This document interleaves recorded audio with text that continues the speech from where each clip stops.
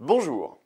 Démarrée en 2013 sur la base du volontariat, la DSN, pour Déclaration sociale nominative, est l'un des axes majeurs du grand chantier de simplification administrative initié par la loi Warsmann. Elle constitue aujourd'hui une mesure essentielle du Pacte national pour la croissance, la compétitivité et l'emploi. Elle va concerner d'ici 2016 toutes les entreprises, quelle que soit leur taille, leur secteur d'activité et leur organisation. Afin de bien comprendre et d'anticiper les impacts de ce grand projet, nous vous proposons de découvrir ensemble le fonctionnement de la DSN, les étapes, les points de vigilance ainsi que le dispositif d'accompagnement mis en place par Cégide. Commençons par les acteurs de la DSN. Une mission interministérielle rattachée au ministère du Budget et au ministère des Affaires sociales assure la maîtrise d'ouvrage stratégique du projet DSN. La maîtrise d'ouvrage opérationnel a été confiée au GIP MDS qui gère le site Net Entreprise. Le GIP rassemble l'ensemble des acteurs de la protection sociale et pilote le dispositif. Les éditeurs de logiciels de paie sont regroupés pour la plupart au sein de l'association SDDS qui travaille très activement sur la mise en place de la DSN avec comme objectif de s'assurer que la promesse de simplification sera bien au rendez-vous. Cégide a été l'un des tout premiers acteurs à s'inscrire dans ce projet, avec une entreprise pilote qui transmet ses DSN tous les mois depuis juillet 2013. Cette anticipation permet ainsi à Cégide de mieux mesurer et anticiper les impacts sur les systèmes d'information et les processus des entreprises. Venons-en au grand principe de la DSN.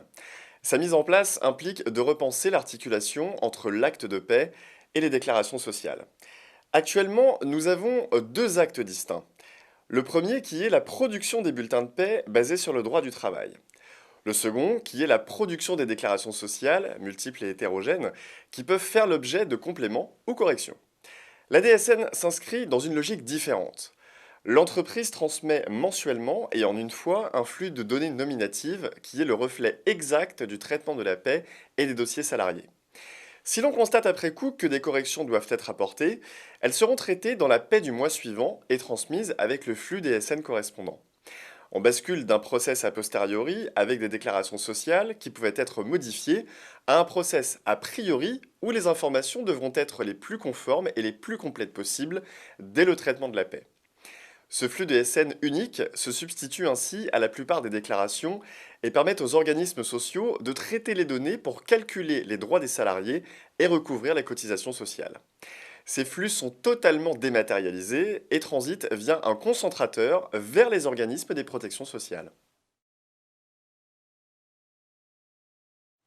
Voyons à présent comment sont transmises les informations en lieu et place des déclarations sociales actuelles. Les entreprises transmettent deux natures de flux. D'une part, une DSN mensuelle à transmettre le 5 ou le 15 du mois suivant la paie. Ce flux est le reflet de la paie du mois et du dossier du collaborateur. D'autre part, des signalements d'événements pour les arrêts de travail, les reprises ou les fins de contrat. Ces signalements véhiculent un nombre de données réduit puisque les éléments de salaire ont déjà été transmis au moyen des DSN mensuels. Ainsi, pour les arrêts de travail, seul le motif, les dates liées à l'arrêt, le régime de subrogation seront transmis dans le signalement.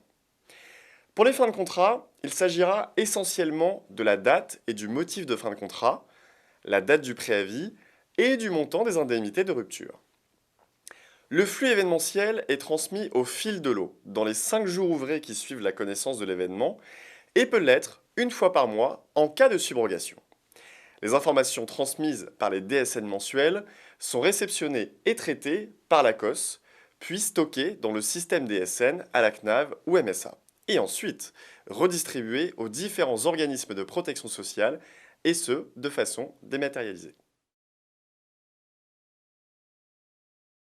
À ce stade, nous souhaitons mettre en relief quelques points de vigilance. Il conviendra d'être très précis sur la période de rattachement des éléments de rémunération, notamment les primes périodiques, les rappels de salaire ou les absences, les dates des évolutions du dossier salarié. Si vos arrêts de travail sont gérés au niveau d'une solution de gestion des temps, il sera également préférable de les faire transiter par la gestion de la paie et donc de prévoir les interfaces en conséquence. Il conviendra aussi d'être très précis sur les changements de situation, cohérent dans les unités de temps de travail utilisées et rigoureux dans l'historisation des données. Enfin, durant la période intermédiaire, qui va s'étendre jusqu'au 31 décembre 2015, l'entreprise devra produire tous les mois une DSN et en fin d'année une DATSU. Il conviendra donc de mettre en place des contrôles de cohérence entre ces deux dispositifs. Voyons à présent le calendrier de mise en œuvre de la DSN. La DSN est mise en œuvre de manière progressive afin d'éviter l'effet Big Bang et elle est constituée de trois grandes phases. À chaque phase sont substituées un certain nombre de déclarations. La phase 1 remplace la production des DMMO, des attestations de salaire maladie, des attestations Pôle emploi, ainsi que le formulaire de radiation des contrats complémentaires. La phase 2, qui devrait débuter à partir de février 2015, intègre principalement les DUX ACOS et plus tard les attestations de salaire, accident de travail et maladie professionnelle. Enfin, la phase 3, qui débute en janvier 2016, substitue entre autres les DUX retraite et prévoyance et permet de transmettre les premiers éléments nécessaires à la substitution de la DATSU sur les salaires 2016. Ainsi, à l'issue des 12 mois de dépôt DSN de l'année 2016, il ne sera plus nécessaire de produire de DATSU, et notez que quelle que soit la date d'entrée dans le dispositif, la substitution de la DATSU ne sera effective qu'en janvier 2017. La date de l'obligation générale d'adoption de la DSN est fixée au 1er janvier 2016. Toutefois, le gouvernement prévoit de placer une obligation intermédiaire courant 2015. Quelles sont les raisons d'intégrer le dispositif dès maintenant? Il s'agit avant toute chose de comprendre le dispositif, d'en mesurer ses impacts et de communiquer auprès de la direction générale, de la direction financière et des services informatiques. Repenser et optimiser les tâches de chacun, revoir les processus de collecte des informations, comme les éléments variables de paie ou les changements de situation. S'interroger sur la confidentialité des données nominatives avec la gestion des droits d'accès et redéfinir les missions des collaborateurs du service RH. Prévoir le temps nécessaire à l'adaptation du logiciel de paie, évolution du paramétrage et de nouveaux contrôles. Enfin, accompagner cette transformation en formant les collaborateurs du service RH. En synthèse, plus vous anticipez, mieux vous préparez l'entrée dans le dispositif et mieux vous bénéficiez de la simplification. N'oubliez pas que la DSN, c'est au final un projet qui porte des enjeux de compétitivité auprès de tous les acteurs concernés. La réduction de la charge déclarative avec un flux unique de données mensuelles. La réduction de la complexité déclarative avec, à terme, un référentiel de données divisé par 4. Une charge lissée sur l'année. Plus de pics de charges trimestrielles et annuelles. Moins de contrôle de cohérence pour ajuster les différentes déclarations entre elles. C'est la sécurisation de la transmission des données avec moins de risques d'erreur. Pour les salariés, un exercice de leurs droits facilité et fiabilisé. C'est également un moyen de lutter contre la fraude et ainsi de pérenniser le système de protection sociale. Voyons à présent comment fonctionnera le logiciel de paie et ses services DSN. Le logiciel de paie va intégrer un volet de paramétrage DSN qui ressemble à celui de la DATSU. Il bénéficiera également de nouvelles fonctionnalités spécifiques à la DSN. Le message DSN généré fera l'objet d'un transfert automatique en mode EDI vers le portail Net Entreprise, la MSA ou jedéclare.com. Les flux de données se feront en mode émission et réception. Vous disposerez d'un outil de pilotage pour suivre l'avancée des différents traitements, gérer les accusés de réception et via des alertes, sécuriser vos traitements. Pour finir, voyons l'offre de service Soyez DSN compatible qui accompagne cette transformation. Cette offre s'étale dans le temps et fait l'objet de mises à jour régulières pour prendre en compte l'évolution de la norme.